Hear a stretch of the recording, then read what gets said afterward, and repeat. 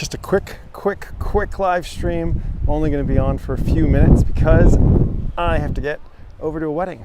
It's a glorious day because today our good friends Ross and Nikki are getting married. So I'm going to joyfully go watch those nuptials, but I could not come to North Berwick without having given you guys at least a quick 5 to 10 minute live stream to tell about this really amazing place. Because it's got a lot of history, and that history was far-reaching and really affected a lot of things. Because where I'm standing right now is on top of the Auld A-U-L-D Kirk Green, the old church green of the old St. Andrew's Church. And that was a ferry here that would take you over to St. Andrew's across the waterway. But you have here as well, and just to kind of give you a sense of the water, it's out here. You kind of see it. We're by the water. It's a little windy. You see a big rock out there. That's Craigleith, which used to be a place where they grow rabbits to eat them until myxomatosis killed off the rabbit population there in the 50s. Today is a puffin colony there, but what I want to talk to you about is here, right behind me, it's this Old Kirk Green, because this is where, in the end of the 1500s, King James I of England, but King James VI of Scotland, same guy, he was the son of Mary Queen of Scots.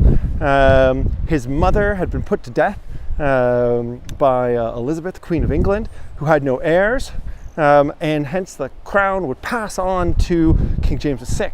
Now, King James VI, super fascinating guy. I learned a lot about him in the last bit of time, and he was obsessed with witches and witch hunting, Scottish tradition in a lot of ways. Sure enough, gosh guys, I can't see comments once again. Still don't know. Let me see if I can insert comments onto the page here. It might just end up on the screen for us, just so you know. All right, if you try commenting again, hopefully I'm going to be able to see it. He was obsessed with witches and finding them. And this was because when he went to go and marry his young bride, young queen, Queen Anne of Denmark, who was 14 at the time of their proxy marriage, he being 23 himself, he was prevented from traveling to Copenhagen to pick up his bride by storms. And then eventually he would make it and get across. And I'm just going to walk and talk as we go, okay, folks? All right. Eventually he would make it across the water, which was trying to prevent him somehow from getting to Copenhagen to pick up his bride. And sure enough, eventually he gets there, and then he meets her, and they're going to travel back again. Hey, Mila, hola. Good to see you. Okay, good. This is now coming up on the screen, so that's good news.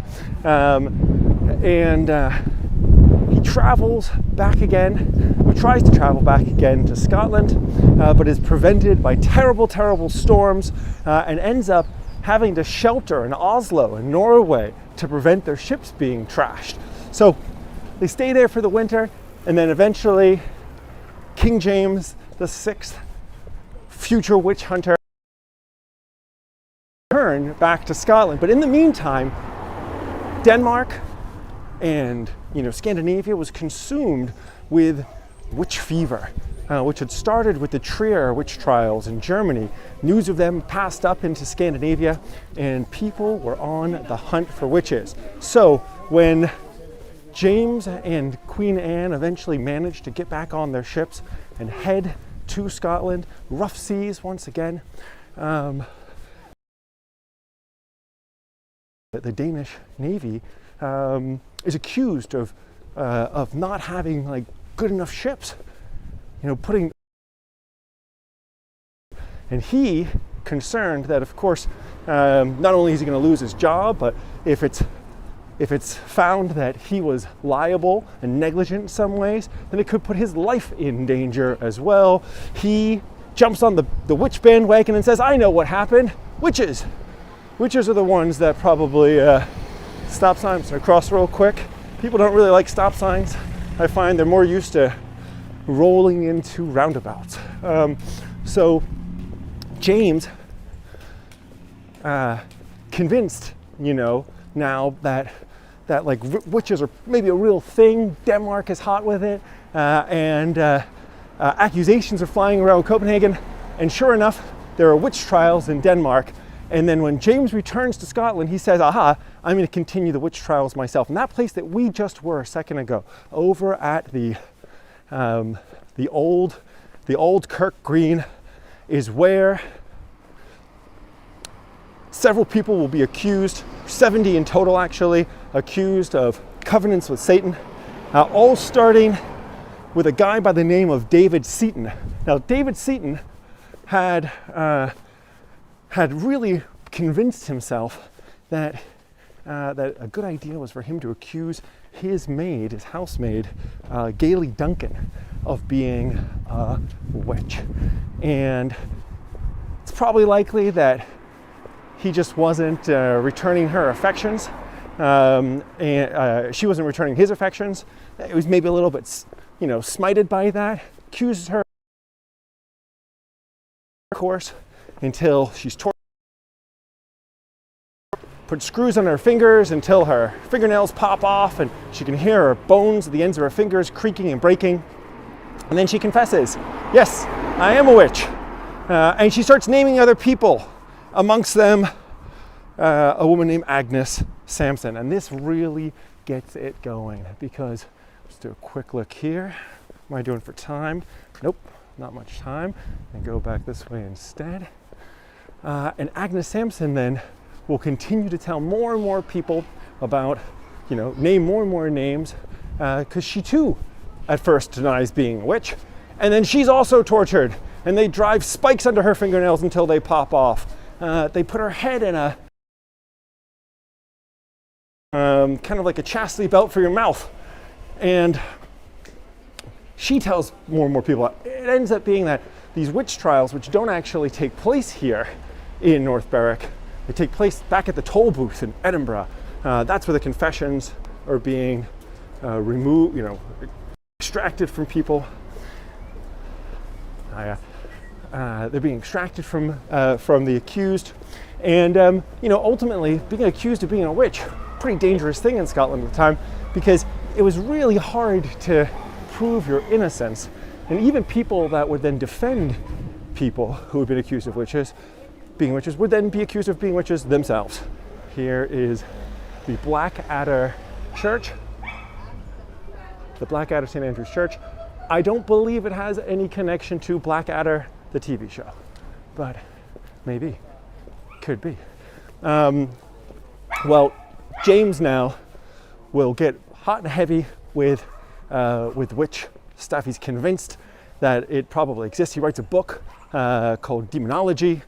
And then, in fact, a lot of this story will be incorporated into Macbeth, because Shakespeare was alive at that time too, wanting to win favor with James VI of Scotland, James I of England, will then write Macbeth.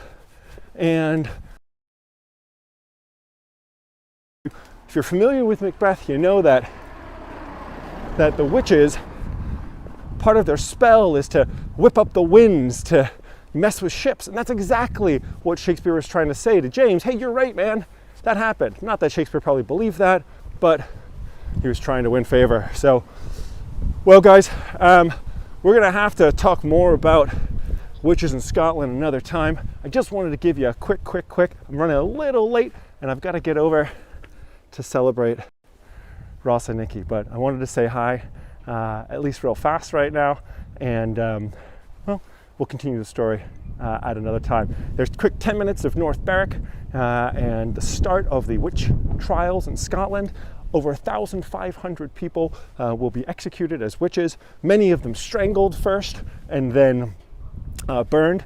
If you confessed, you got strangled first. If you didn't confess, you were simply burned at the stake. So, you're going to be burned either way, maybe strangulation first, I guess. And 75% of those people were women. Scotland actually had a lot better laws for women in the 1600s. So you could inherit, you could have property in ways that you couldn't as much in England, and so maybe they were targeted specifically. James, who was probably gay, at least as a younger man, had a weird misogyny thing going against women as well, and fascinating character. We're gonna have to do a whole live stream just on James I, James VI, some other time. All right, bye for now. Talk to you soon. Bye.